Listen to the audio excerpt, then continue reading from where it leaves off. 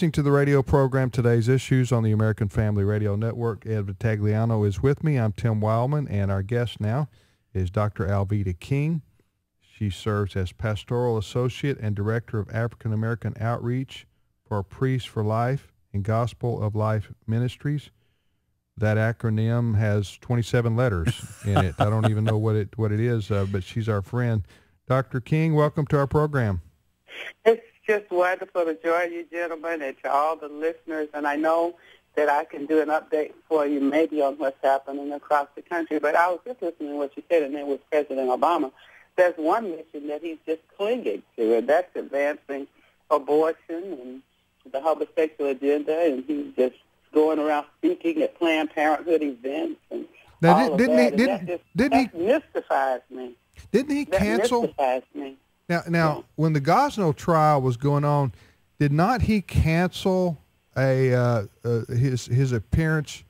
He was scheduled to speak at the National Planned Parenthood banquet or something, wasn't he? And didn't he cancel that?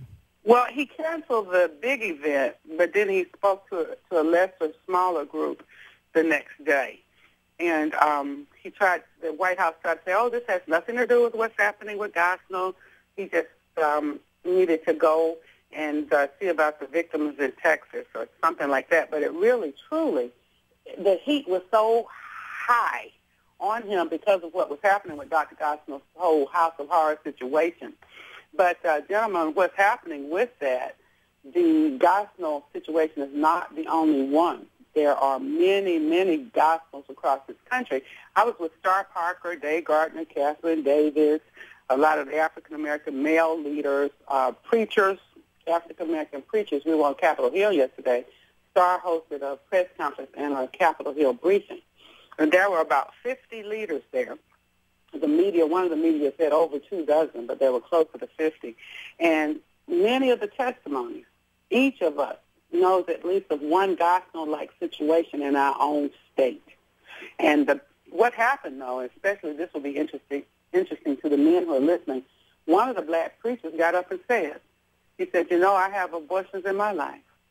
My wife has had abortions. This was a black preacher.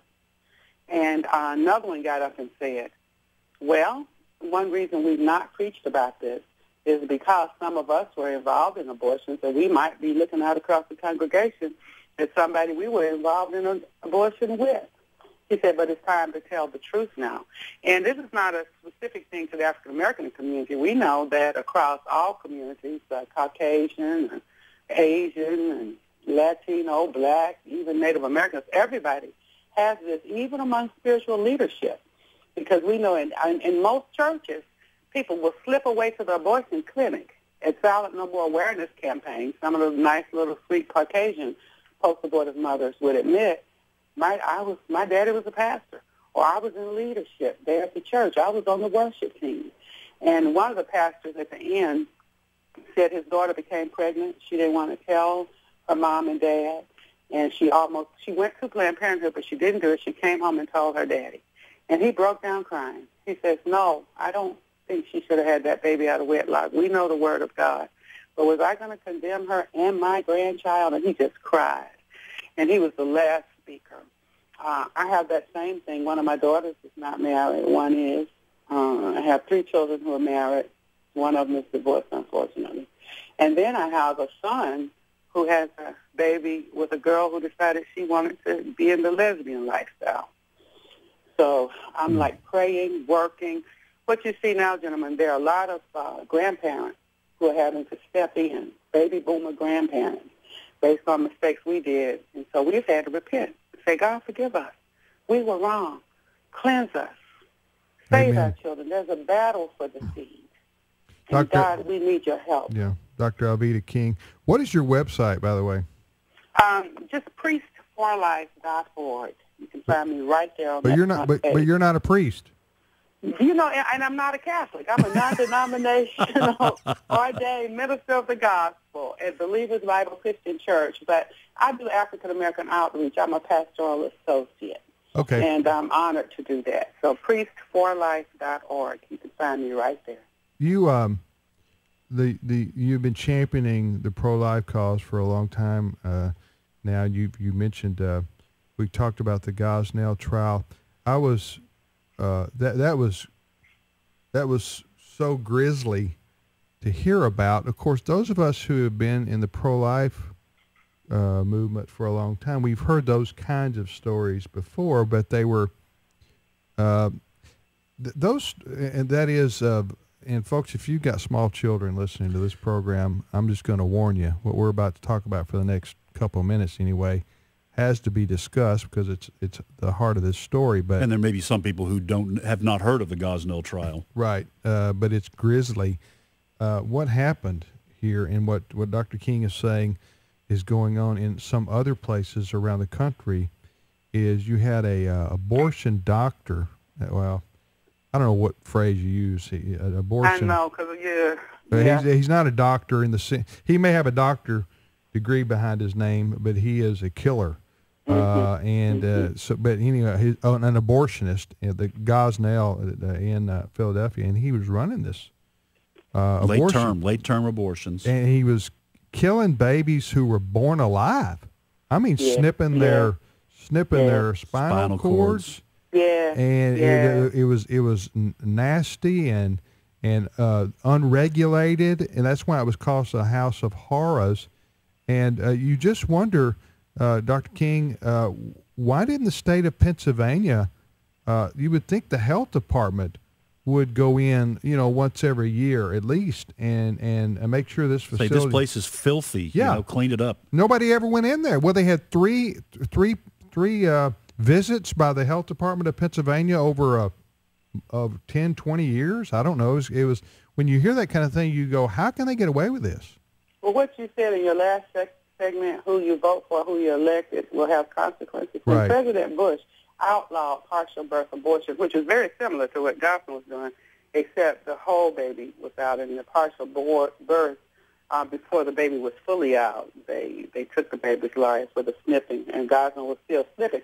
But what we're finding out, there seemed to have been a covert decision by pro-abortion lobbyists and people who, and elected officials who got into these positions and in the government of the state of Pennsylvania, they were protecting this guy. This sounds like what's going on in Washington right now. It's a scandal where the government agency, in this case, I guess the health department of the state of Pennsylvania, was supposed to be regulating this. They won't, but Holder's wife is part owner of an abortion clinic right here in Georgia. And so they're not going to regulate that latest clinic. They're not going to do it. You're telling me Eric Holder, the current attorney general, his wife is what now?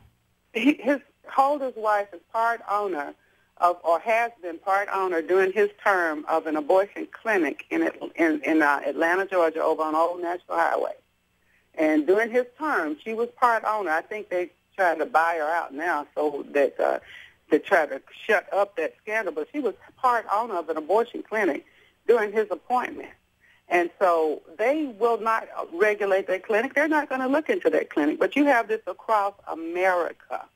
But now this might change. Now this might, since this Gosnell trial has brought this to light, I think this might change to bring more spotlight on these abortion facilities. Well, we are demanding that. I think if I didn't send you an email over, I'll make sure you get it. The black leaders were in D.C. demanding that every abortion clinic be investigated and regulated. We're demanding from a health perspective, at least. From a health perspective, simply from a health perspective at this time, yes, we're demanding that.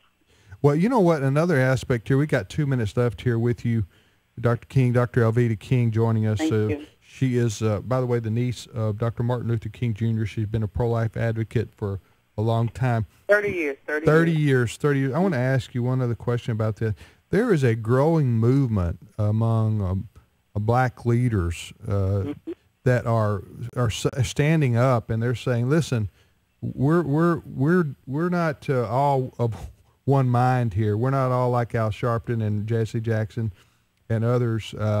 We are pro-life. We're pro-family. We're pro-traditional values. We're Christian, and we think differently than the typical media stereotype of a liberal black leader." And so there is a growing number of black leaders that are coming to that place, aren't there? Yeah, it's a growing number, and as I say, there were 50 of us, preachers, Wow. leaders, standing in Washington, D.C. at a press conference yesterday. The media didn't do much to promote that, so I'll make sure you get that. They don't want to. They don't want you. They don't want people to know that we're out there and we're speaking and we mean it. Right, absolutely. And wow, that will may your tribe increase. Yeah. By the way, that's not a racial statement here. No, Right. no, not at all. You We're just one race, want the this human race anyway. You so, want no. this. You want this ministry to prosper. You know, yeah, absolutely. and But grow. you know how people misinterpret what you say here. Yeah. So right. Yeah, but no, it's not racist. We're just, Gospel was a racist. He had, in his clinic, the one for the white ladies, the room that he worked on them, it was cleaner Yeah. and nicer than the black ladies. So, Yeah. I mean, that's a man with brown skin who's a Yeah, racist. yeah. Dr. Alveda King, what's your website again? Priest, PRIESTSFORLIFE.org. All right, thank you. Appreciate Thank it, you. Dr. King.